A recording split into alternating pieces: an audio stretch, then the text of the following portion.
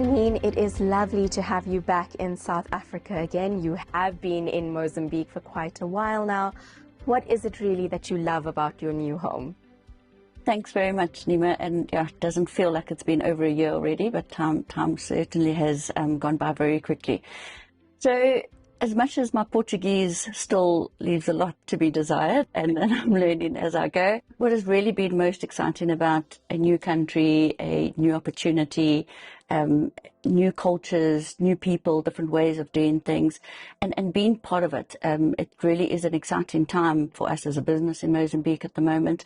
And I think just being a part of that has really been most exciting. Being part of making a difference, bringing new ideas, bringing new ways of thinking to the organization as a start, but then also just getting a little bit involved in the local community. It's also taken me back a few steps in where life is a lot more simple. It's easy, it's more basic, and it's the most beautiful country. Well, second to South Africa, I suppose I have to say. See a little bias coming through there, which is absolutely fine. So tell me, Janine, obviously Mozambique, like any other African country, like all countries across the globe, has been through quite a rough economic period. But there's obviously idiosyncratic factors that has contributed to that. It has now starting to emerge. Tell me a little bit about that backdrop. So, as you rightly say, it's almost been a perfect storm for Mozambique. I think they've really have had turbulent years. I think what's probably helped over the last 2 years coming out of the pandemic and what's sort of starting to put Mozambique back onto traction of growth is the development in the LNG project, with the Coral South project now being really well established. We expect that to come into full production by the end of the year, over the next 2 years. But then also the strong agricultural sector, I think that really has contributed largely to Mozambique's growth.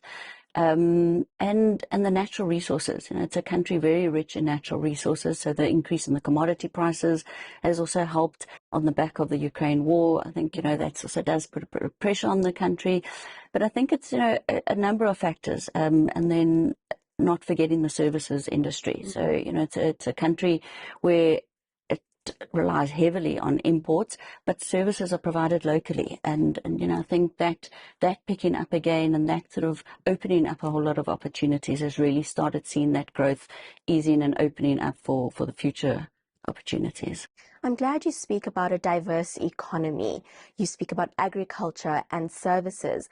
But let's face it, over the last few years, a lot of the focus has been on oil and gas. So the question, especially for investors who are re-looking at the proposition, is Mozambique going to be a one-trick pony in this respect?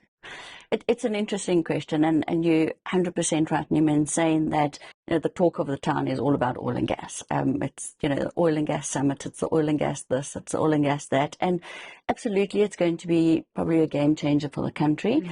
But it's not only just about the oil and gas. And, I think there's around the oil and gas projects, there's a massive ecosystem, there's a massive value chain, a supply chain that builds onto that oil and gas, and anything from food and catering to supplies for the projects.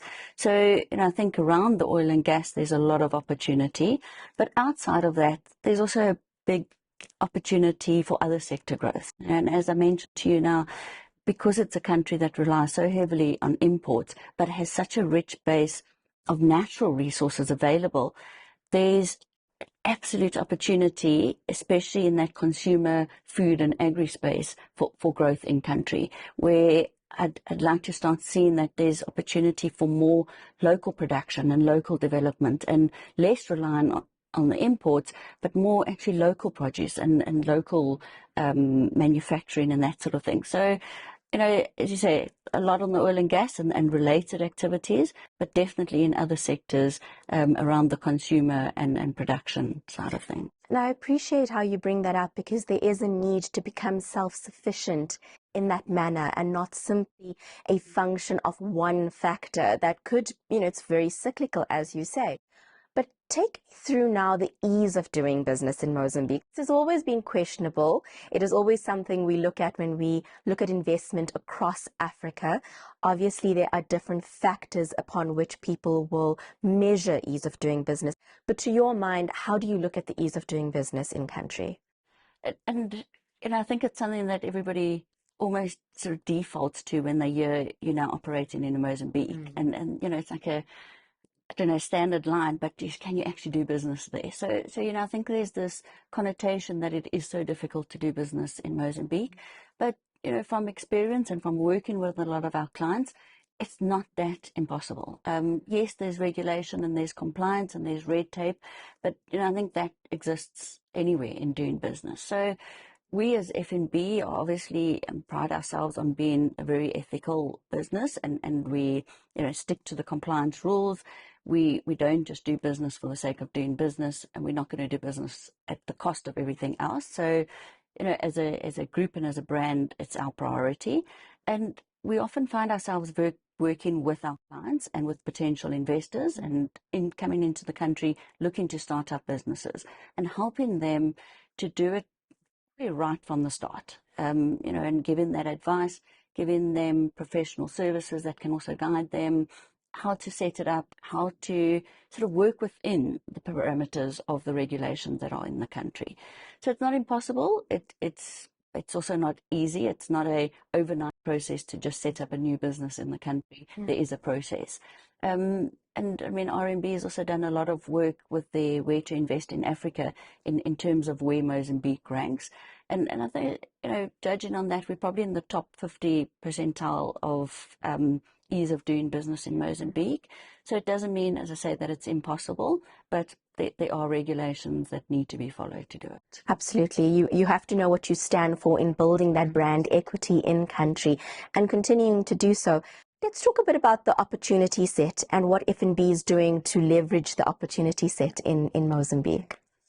So as I mentioned earlier, it's exciting times for us in Mozambique as FNB. We've 2-3 years ago relooked our strategy overall, and we've now changed to what we were traditionally a retail-led bank to being a corporate and commercial-led bank, but with a very, very strong retail offering to underpin that. So our focus, as I say, is to really focus on the corporate clients, the commercial clients, and the ecosystems attached to those clients. And how do we not only support our clients directly, but how do we support their clients? How do we support their suppliers? How do we grow our business through our clients? And that's where our focus is at the moment, that we see a lot of the opportunity coming from, and where a lot of our growth is going to come from ultimately. So it's a key focus for us. It's a key strategy for us. We've set our business up in that way. We've also predominantly always been based in Maputo as a corporate and commercial business.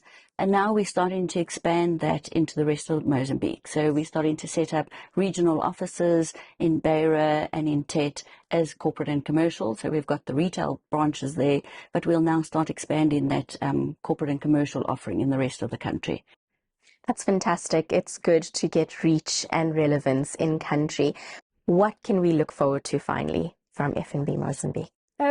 So without giving away too many secrets, because you never know who's listening, but a lot of focus is over the next year, 2 years is going to be in terms of our digital offering. So we're putting a lot of investment into digital platforms, allowing our clients to be more self-sufficient in what they do, and also slowly changing our ways and changing our thinking of doing business. So we, looking a lot more in how do we customize our approach with clients instead of a one-size-fits-all, really applying that solution thinking. How do we sit with our clients, understand what they want, understand what they need, and come back to them with a solution that meets their requirements. And it's not through the briefcase banking where we just pull out a product and give them what we want. So that's changing. It's also something that's different in that market. So you don't see it's very much a commoditized market almost in the banking space. I think it is definitely going to bring something unique, something different. And then, as I say, exciting with our digital offering that we're looking to launch early next year. A diverse product offering to cater to an adapting and progressive society. Janine, it's been an absolute pleasure. This has been a brilliant conversation to have you, and all the best in the future. Thank you very much, Nema.